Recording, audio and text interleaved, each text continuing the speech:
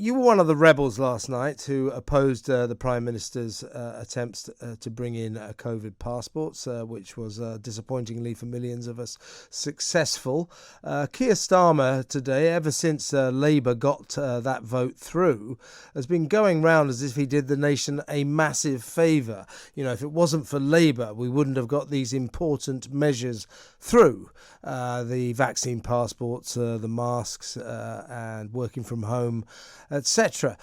Now, correct me if I'm wrong, the basis of your objection to these measures was that you had not been provided with enough data or statistics to justify them.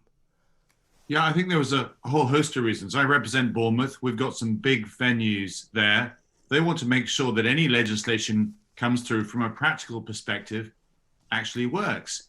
And if I go to a nightclub and I've got my negative test, then I can have some confidence that hopefully I don't have COVID. But you could turn up and wave your vaccine certificate that shows you've had just 2 jabs. That could have been completed 6 months ago.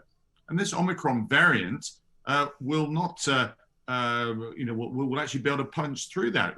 2 jabs, is not enough. Therefore, the actual big venues are asking themselves, how does this help this national effort to deal with this latest wave that's coming through? And it's the job of Parliament to scrutinise, to make sure wise legislation comes through. And that's all the more important during a national emergency. And vaccine passports have been proved not to have worked basically at all in Wales and Scotland.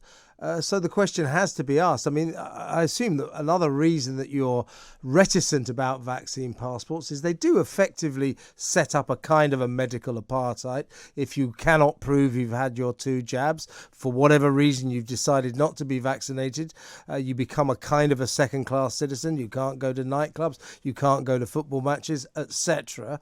And as I say, they don't work. Haven't been proved to work very well.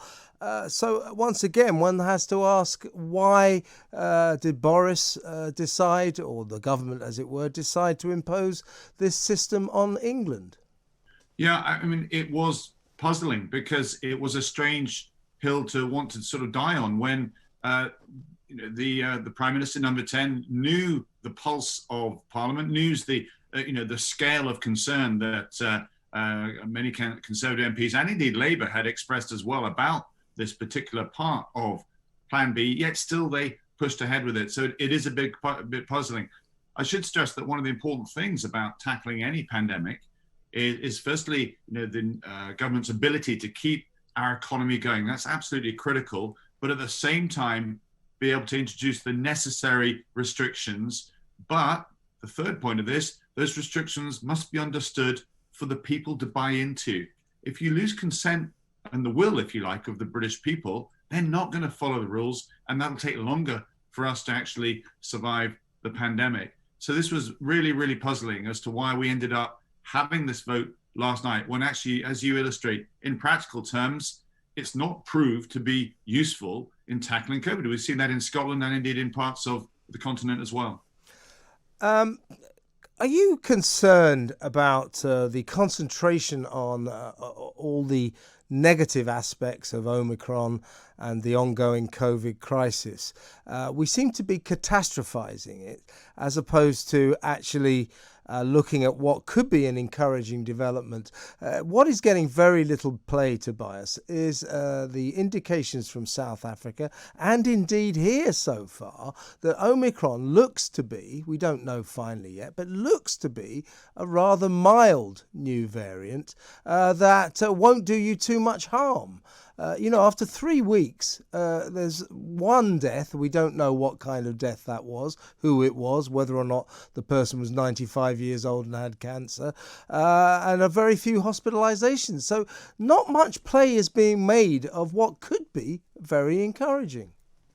Yes, and it's important that we do follow the data. It was the government at the very beginning said, let's make sure that we do follow the science. And that goes back to the leadership aspects about this. If you want to secure the buy-in of the British people and take them places that they don't necessarily want to go, they have to actually understand what the plan is. And we can't guess, and we shouldn't be speculating. We should be based on what we know, the data. Porton Down does the studies. We've seen in South Africa that this is a very different mutation, and as to how it's affected their populations there. So let's make sure that we understand the impact in the UK and then adapt accordingly. And then, of course, more people will then buy into the rules itself.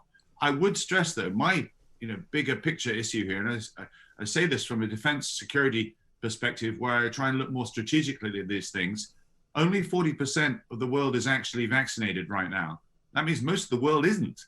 And therefore, there's more freedom for this pandemic to mutate again. There's likely to be another letter of the Greek alphabet that we're going to be associated with COVID. And what I would like to see is better crisis management from this government. We still have a government machine that is not adapted to handling an enduring emergency. It's the same cabinet construct. It's tried, it's tested, but it's too slow and actually too risk averse in some senses. And we need to better use the National Security Council.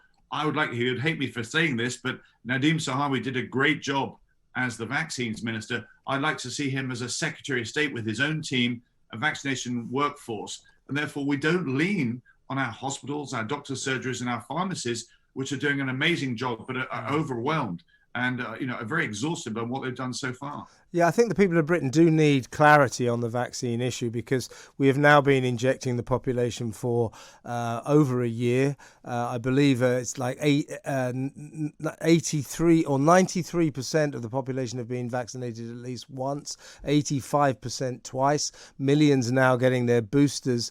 We were told that the vaccine was the way out of this crisis. And here we are, another Christmas of discontent. And we're wondering how much longer this is going to go on, because I think that what the Tory rebellion was about last night was that we are constantly having our freedoms assaulted in the name of fighting this pandemic, and we don't seem to be getting anywhere. And after a year of vaccination, incredibly successful rollout, where are we? We seem to be still right at the centre of an ongoing crisis with no light at the end of the tunnel. Yeah, and so, we had the challenge of Brexit. We created a Brexit department. We've got the new challenge of climate change. We've created a climate change department. The pandemic has been here for 2 years. I suspect it's going to be here for another 2 years. We're going to need a fourth, a fifth, a sixth jab. And yet here we are, with this mindset, just one last push, get through Christmas and then all will be well. But like I stress, if much of the world isn't vaccinated, then I'm afraid the pandemic is going to continue. And if it continues, then we have to be prepared for it. So it's fantastic to see people queuing up around the blocks to get their third jab. But we must have a more logical, pragmatic approach to this, which recognizes and actually prepares for what is going to come around the corner. We won't get out of this in another 5 or 6 months. We have to be ready for another wave. If it doesn't come, then that's fantastic. But otherwise, we go through this feeling of crisis. Another difficult Christmas again. Can I just turn to the political aspects of that? Perhaps you last night had a very good idea about the size of the rebellion that was coming Boris's way, but we in the media, we thought it would be about 78 rebel MPs. It was 100. I think very significantly also, I believe that both the Chancellor of the Exchequer and the Defence Secretary abstained. So that indicates that the Prime Minister hasn't even got full support in the Cabinet. So a very sizable opposition from his own party to the Prime Minister. Lots of tough talk. Geoffrey Clifton Brown talked to me last night. He said that unless Boris changed his ways and became less authoritarian, in other words, so far he seems to expect to be able to say to you all, and indeed effectively the nation, I'm doing this and I don't have to really tell you why. I don't have any statistics to give you, or I'm not giving you any data. Yeah. So Geoffrey said unless he changes his ways, that his leadership will be in trouble. Do you think last night will have been a sobering lesson to the Prime Minister? Yeah, just a couple of comments, if I may. First on those people who abstained, it could be that they were paired up. the Defence Okay, Secretary fair enough. is travelling, but there were, I understand, some ministers who just didn't decide to vote. So they actually did abstain without permission. I think that added to concern and the pressure on the government.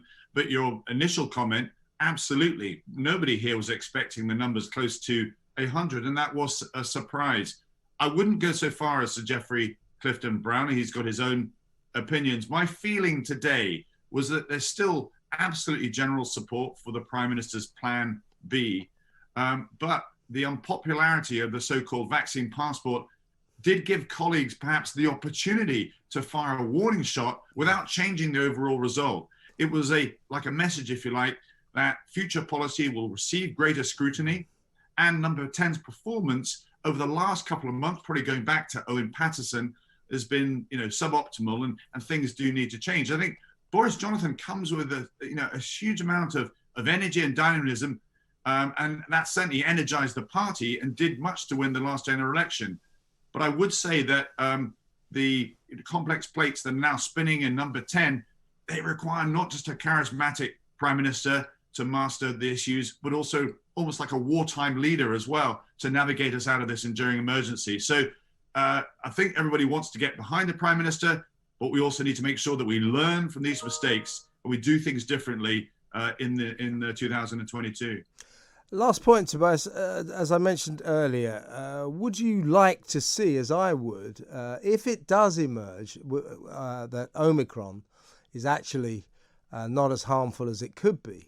Fewer hospitalizations, dramatically fewer in South Africa. Doesn't seem like many here so far. Only one death here. They say very few deaths in South Africa. If going forward, we should find out, I think, definitively towards the end of next week, it is the case that Omicron is a mild form of the variant that won't kill you.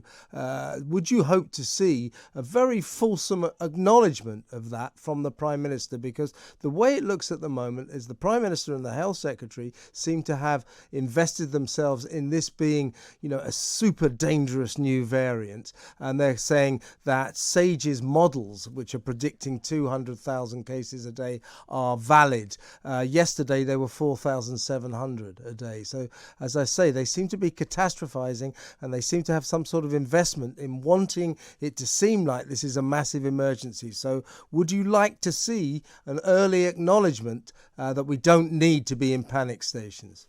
Yeah, I think you make a very powerful point, because it goes back to the nation's consent, the support by the nation, the buy-in of the nation themselves. Those three statistics that everybody is very concerned about always is, firstly, the number of cases. Secondly, is the number of hospitalizations. And then thirdly, is the number of deaths. And we don't know any of those details properly yet. But we are getting more and more to the stage where you can have COVID and it's mild. You're not going to go into hospital. You're not going to die from it.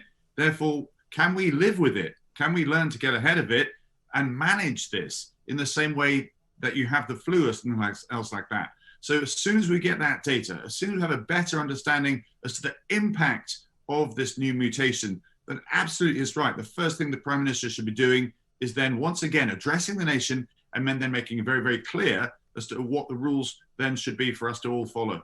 Tobias Ellwood, thank you very much for your time.